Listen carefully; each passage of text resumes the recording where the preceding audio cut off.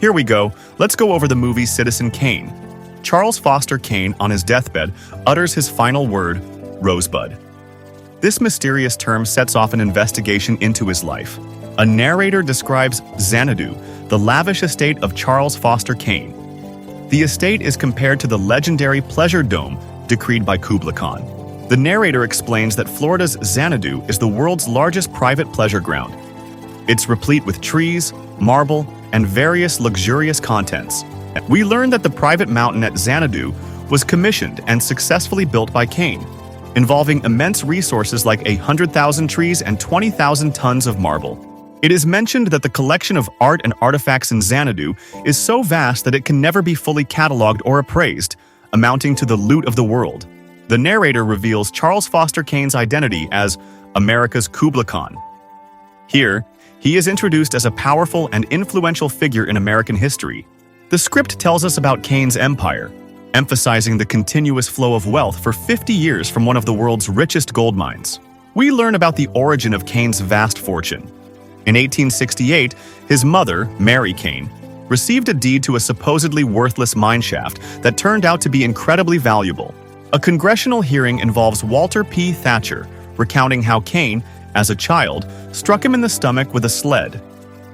This event signifies Charles's rebellious nature. The newsreel summarizing Kane's life states that he influenced at least one American presidential election, but was equally hated by many people. The film provides information about Kane's personal life, revealing his first marriage to Emily Norton, a president's niece, and their tragic end when she and their son died in a motor accident. The unfinished Xanadu is highlighted. It emphasizes Kane's ambition and the grandiosity of his projects, as the cost or finalization of these projects could not be quantified. The script delves into Kane's political ambitions, particularly his 1916 campaign for governor. With wide support, he was seemingly positioned for the White House before a scandal resulted in his abrupt defeat. Kane's political defeat is described as having significant consequences, canceling his political chances and setting back reform causes in the United States for decades. Following his loss of influence, Kane is depicted as a historic figure who outlived his power, spending his final days in isolation at Xanadu. In pursuit of the mysterious Rosebud, newsmen remember that Kane's last words might hold the key to understanding his life.